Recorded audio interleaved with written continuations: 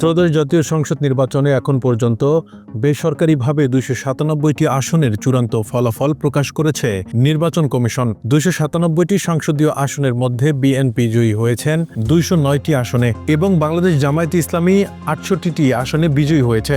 জাতীয় নাগরিক পার্টি জয় পেয়েছে ৬ আসনে। ভোটের পর এখন নতুন মন্ত্রিসভার অপেক্ষা। গেজেট প্রকাশের পর শপথ নেবেন নির্বাচিত সংসদ সদস্যরা। এরপর শুরু হবে নতুন সরকার গঠনের প্রক্রিয়া। সরকারের পক্ষ থেকে জানানো হয়েছে ১৮ ফেব্রুয়ারির মধ্যে নতুন মন্ত্রিসভা গঠন হতে পারে। সরকারের একটি সূত্র জানায় আগামী ১৬ ফেব্রুয়ারি নতুন সংসদ সদস্যের শপথ হতে পারে।